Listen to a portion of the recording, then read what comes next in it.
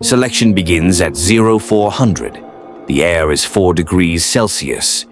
You don't know it yet, but 82% of the men standing next to you will quit before day 12. You're not a name here.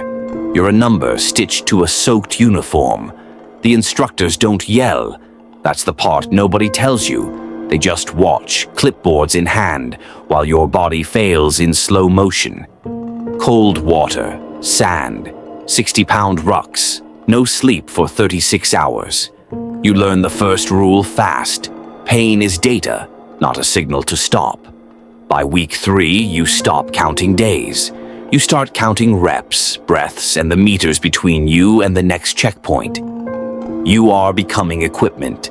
That is the point. Year 1, you're the new guy on the team.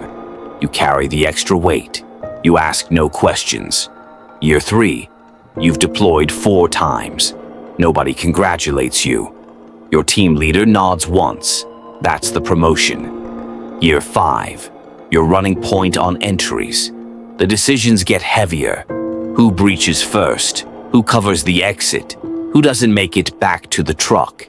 You start making calls in half seconds that other people spend years debating in courtrooms. Nobody trains you for the weight of that. You just absorb it, mission after mission, until it stops registering as weight at all. Year 7, you're a team leader. You sign off on plans that used to make you flinch. Now you barely pause. That's not confidence, that's erosion. But at the time, it feels like mastery. The unspoken rule, the mission report and the mission are 2 different documents. You learn to write around the gaps. Casualties become collateral considerations. Impossible orders become operational necessities. You learn which superiors want the truth and which ones want the version that survives an inquiry. Deployments run 90 to 120 days. Home time shrinks to 45. You stop unpacking your bag. There's no point. Temperatures swing from 48 degrees Celsius in the compound to -12 on the ridgeline, 6 weeks apart. Your body stops registering either as unusual. The system runs on creative compliance. Everyone bends the same rules the same amount, so no one is ever the one who broke them. You learn to survive inside that math. Your wife asks where you were for 11 days. You give her the sanitized version. She stops asking after the 3rd deployment, not because she believes you, because she's learned the question costs more than the answer. Your daughter's 2nd birthday happens without you.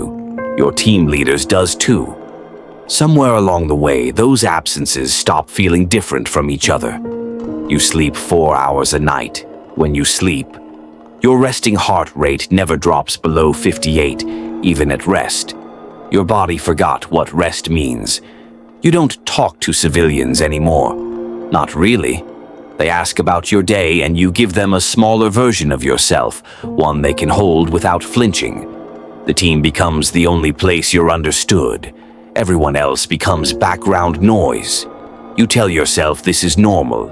Everyone around you says the same thing. The extraction bird was supposed to arrive at 0300. It's 0347 now. You're behind a shattered concrete wall, losing blood from your left side, counting muzzle flashes closing in from 3 directions. Command comes over the radio. The bird's been rerouted. Weather, risk assessment. Words that mean someone, somewhere, ran a cost-benefit analysis with your life as the variable. You realize in that moment, with total clarity, you were never the priority. You were the instrument. 12 years of selection, deployments, promotions, all of it built toward a system that calculates your value in real time. And tonight the number came back too low. It isn't rage you feel, it's quiet. A door closing somewhere inside you that won't open again. You make the call yourself. Who moves, who covers, who doesn't. You survive. Not everyone in that alley does.